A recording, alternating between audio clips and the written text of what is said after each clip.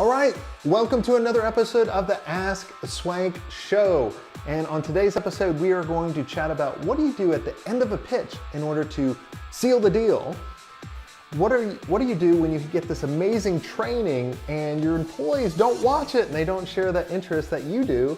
And how do you make sure you make a profit? And what should you actually be charging on the projects and retainers? I'm Jason Swenk, and I'm answering your questions. And this is Ask Swenk.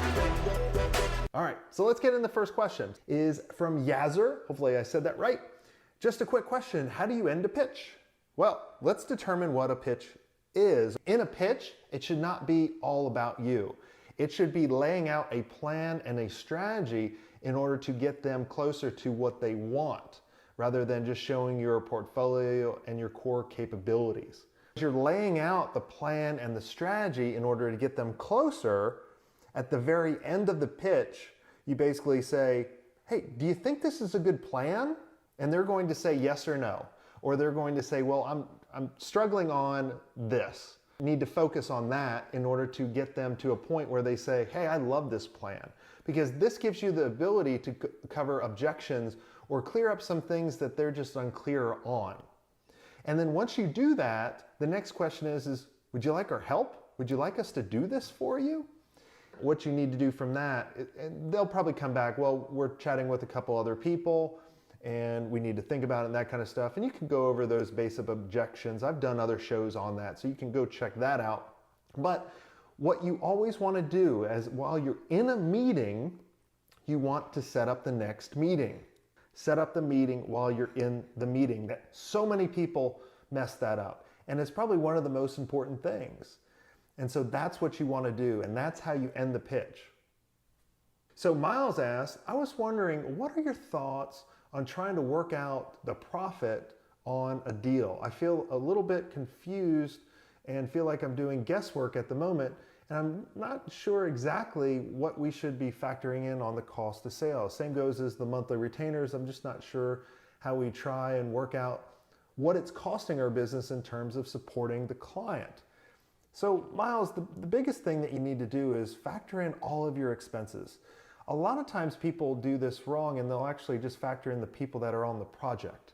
And you got to factor in everything from insurance, the taxes, everything. And that will give you a really good baseline of where you need to start, because that's going to be your break-even point. And then what I would tell you is go back to your past projects that you've been tracking time, which you should be tracking time, right? And look at that. And then so let's say on a website project, you saw all the past work is about an average of 160 hours. Then what I want you to do is raise it by 25% for profit, and another 25% on top of that for the unknowns. And that's your minimum. That's assuming you're just trying to win, kind of win this deal. Now, if they have an expectation, and let's say I'm charging only $100 an hour. I didn't charge $100 hours, we charge a lot more. But if I charge $100 an hour times 160, that's $16,000 for a website. So assuming that the client had expectations of paying $100,000, you would miss out and they may not go with you. And so we would immediately adjust based on their expectations as well as the impact that we were going to deliver to them.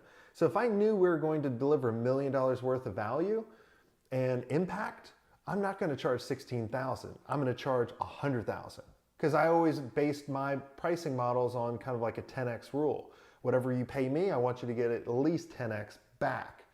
And that's why it's so important to do that. So, but you have to set the baseline or the floor that you're not going to go under. And then once you figure out the expectations, you can go above that. Next question is from Phil.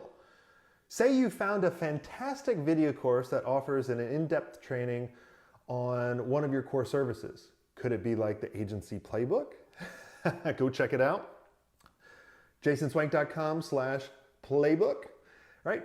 You're excited about it and purchase it for your team to watch. You can't wait for your team to watch it so you can start a conversation about the course. But 7 days later, you find out that no one on your team had time to watch the course. Do you scream, cry, and force them, or just give up? All right, so Phil, this kind of goes back to kind of your core values in hiring the right team. And you really want to make sure that in your core values, it seems like you're excited about learning, that should be your core value, or one of them is constantly learning, constantly growing, constantly getting better. You want to make sure you have the right team in the right seat. Now, what could have happened is they could have gotten busy, or maybe they had tons of projects already going on and they're totally overloaded. Or maybe you didn't communicate to them how important it was to you and give them a deadline. You know, when I would have important training for my employees, I would basically say, guys, I have amazing training for you. We're going to meet in about a week to go over kind of your takeaways from this and how we can implement this and really kind of change our process and our procedures from this particular training. So I want you guys to be ready in a week. Is anybody going to have trouble with this? Everybody's going to say yes or no or whatever it is. And then if they say no, let's just say they may tell you there's a huge project that they need to get done. Cool. Well, let's meet 2 weeks from now and we can go over it and then see about how we could actually implement this.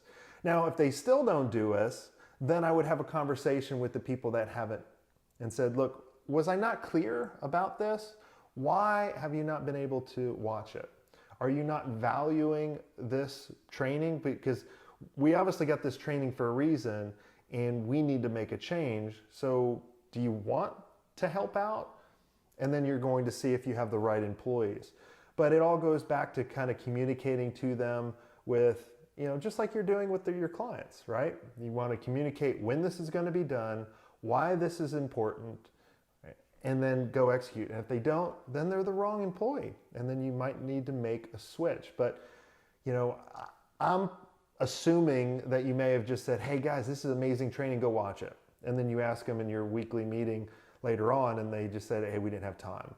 And if that's not their fault. Yes, they should have done that and a superstar would have done that, but they may have thought other things were priority.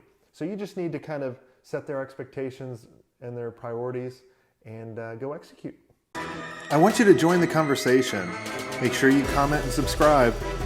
Thanks for giving me your most valuable asset.